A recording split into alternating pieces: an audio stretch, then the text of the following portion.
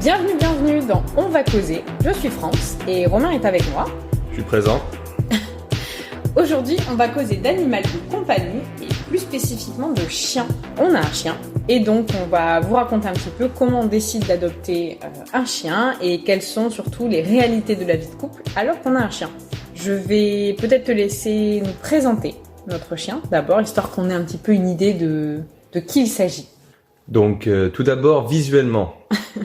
Visuellement, il est plutôt beau. Il est très beau. Il est magnifique. Ouais, donc c'est un... Alors comme on avait parlé une fois, techniquement, et j'en suis à peu près sûr, j'ai pas vérifié, mais techniquement, il est censé être feu et or. Non, mais si, je crois que c'est ça. Hein.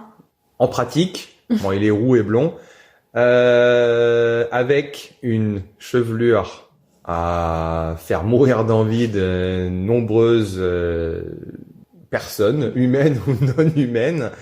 Ouais, vraiment une belle touffe de poils sur la tête, très surfeur. On l'appelle, nos amis l'appellent le surfeur parce que franchement c'est body, c'est body dans Point Break. Franchement il est trop classe à ce niveau-là. Et puis, je l'ai vu prendre 2-3 vagues sans planche de surf.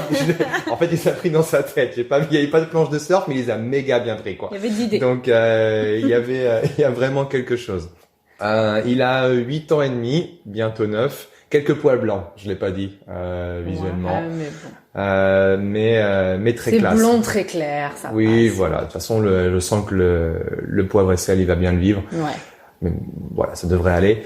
Et sa personnalité, du coup, si tu pouvais nous décrire en quelques mots. Ouais, bah j'ai connu des chiens qui passaient la journée à vivre leurs aventures dans le jardin. On les voyait le matin quand ils sortaient, puis le soir au moment de manger. Bon, c'est pas idéal du tout. Non, pas du tout. À n'importe quel moment de la journée, si vous êtes à un endroit dans la maison, si vous regardez autour de vous, il est là. D'accord, il est là. Probablement à moins de 1 mètre de vous. Il est en train de dormir à tes pieds. Il est en train de marcher à côté de toi. Si tu fermes une porte, fais toujours attention parce qu'il est en train de passer juste à côté. Il est toujours là. Donc lui, dire qu'il est collant. J'ai eu peur qu'il dise pot de colle. Non, il est collant, mais je le dis avec le sourire, pas forcément dans un sens négatif. Ouais, il vit pas forcément bien d'être en dehors de l'action familiale. Non. C'est quelqu'un qui doit vraiment être dans le cœur de l'action. Ouais. C'est clair. Donc c'est plutôt sa personnalité pour se faire une petite image. Mais il est quand même aventurier. Enfin, tu vois, quand on lâche, quand on fait les balades, tout ça, il aime bien partir dans son coin. C'est juste quand il est dans la maison. Ouais, vite fait, dans son coin à 20 mètres quand on le lâche. Ouais, mais bon, il aime bien. Ok, est-ce que tu voudrais nous raconter un petit peu comment t'as décidé d'adopter un chien? Comment tu as choisi spécifiquement celui-là? Parce que la petite histoire, c'est que moi, je suis arrivée un petit peu plus tard après le chien. Est-ce que tu veux bien nous expliquer comment tu as pris la décision d'adopter un animal, plus spécifiquement un chien, ou même ce chien? Parce qu'au moment de la prise de décision, moi, je n'étais pas encore là. Et oui, malheureusement, c'était la période pré-France, comme on l'appelle entre nous. Pré-France, personne dit, on n'a jamais dit ça. Moi, je dis ça dans ma tête tout régulièrement. Une période très noire. Mais bon. Non, ouais, idéal. Bah moi après j'ai toujours grandi avec des chiens depuis que je suis né, donc après chien, voilà, c'est une évidence. C'était pas des cockers, c'était des chiens un peu plus gros, mais après moi je sais que à l'époque j'avais pas forcément le jardin et tout pour qu'un chien plus gros puisse être heureux. Okay. Donc je voulais un chien plus petit et j'avais un oncle qui avait une cocker qui se prénommait Millie. Non. Et qui était absolument adorable. Et je me souviens m'être dit à l'époque, moi j'aurais bien un cocker aussi. Et j'ai réalisé, je sais pas si c'est un rêve, mais c'est quand même. C'était vraiment une envie.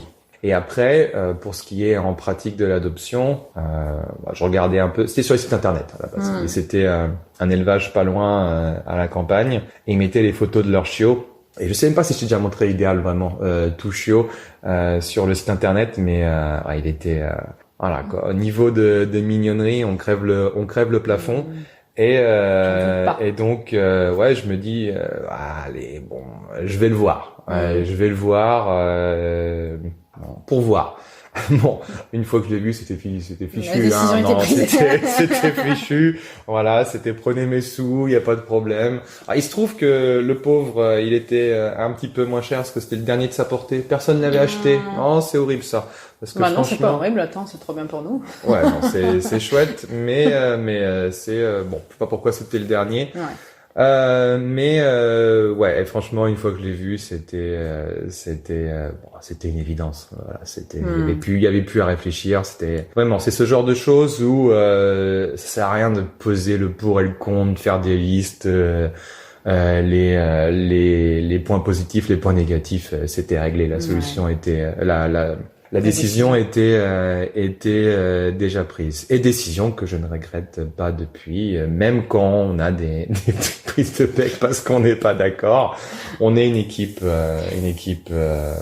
qu'on ne peut pas séparer. Alors on est bien d'accord quand il dit on a des petites prises de bec, c'est pas Romain et moi, c'est bien lui avec son chien. On est bien d'accord. Ouais, c'est notre chien et moi.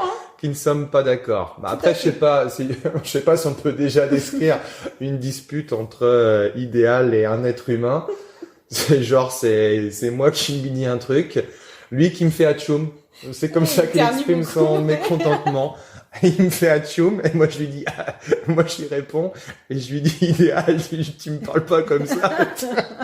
À regarder d'un point de vue extérieur, c'est assez drôle. Genre, je te dis de faire un truc, tu le fais, tu discutes pas. Et lui me re-atchoum dessus. Puis en fin de compte, il fait le truc, mais ouais, c'est vrai que c'est animé, ouais. C'est pas mal. Mais bon, vu de l'extérieur, ça peut paraître un petit peu fou. Ouais, mais c'est rigolo. Voilà, moi j'ai l'impression de le vivre de manière naturelle depuis le temps. Bah oui. Bah, du coup, tu parles d'un point de vue extérieur, et moi, ça a été mon cas pendant quand même assez longtemps, puisque je suis arrivée dans ta vie, on va dire. Je pense qu'idéal, il devait avoir, je sais pas, c'était il y a quelques années, je sais pas exactement. Ouais, 5-6 ans. 5-6 ans, je pense. Et parce que j'ai pas rencontré idéal de suite. Et puis, je me suis retrouvée avec cette question qui s'est posée, que si je voulais être officiellement ton amoureuse, en fait, il fallait aussi que j'adopte un chien. Et la décision, elle a été vite prise de mon côté, parce que c'était pas une raison pour moi de te laisser sur le bord de la route dans ma vie. Et puis, franchement, je me suis prise, d'affection pour lui. Il y avait aucun doute. Moi, j'ai pas tout le temps vécu avec des chiens quand j'étais petite, mais dans mon adolescence, oui, et j'ai beaucoup aimé. J'ai longtemps voulu un chien quand j'étais étudiante, mais je savais que c'était pas possible, financièrement, etc., même en termes de place. Et j'étais très contente au final de te trouver aussi avec un chien, parce que ça me permettait de bénéficier de toutes les caresses, de tous les moments trop cool, et je vais l'avouer, sans avoir les contraintes officielles. Je n'ai pas eu, et toujours pas d'ailleurs, à payer le vétérinaire, ni les croquettes. C'est vrai que je le prends à ma charge. Non, mais c'est vrai, on pourra en discuter, j'avoue, mais j'avais pas ces conséquences-là, devoir m'arranger. Enfin, ça a un impact sur nos vacances, forcément, mais c'est plutôt toi qui essayes de te débrouiller, en fait, de cette contrainte. Ouais, moi, c'est vrai que quand je t'ai rencontré, de mon point de vue, moi, si je te dis, regarde idéal, il est trop cool, est-ce que tu veux sortir avec moi? C'est vraiment un argument en béton, quoi.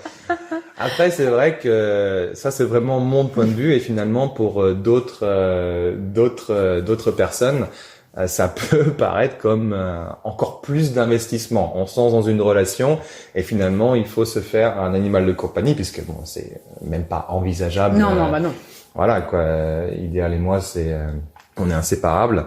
Et voilà, quoi. Il faut, si on habite ensemble, il y aura ainsi un chien. Et puis voilà, il faut, dans ce genre de situation, il faut le comprendre tout de suite. Et c'est vrai qu'il faut tomber sur quelqu'un pour qui c'est pas un problème. Non, c'est sûr. Mais moi, je me suis posé la question de savoir si ça allait être faisable ou pas, parce que pour moi, juste la décision, c'était hors de question de penser autrement. Mais par contre, c'était sûr que il y a des moments où je me suis dit, tiens, ça apporte une contrainte dans la relation, et c'est un investissement, plus fort, je trouve. Et puis il y a des problèmes. Alors ça, je dirais c'est plutôt des problèmes un peu comiques, Mais je trouve que le sujet de trouver ma place dans ce couple, qui n'est pas en fait toi plus moi. On est une meute. Non mais appelle les choses par leur nom. On est une meute. On est une meute de chiens.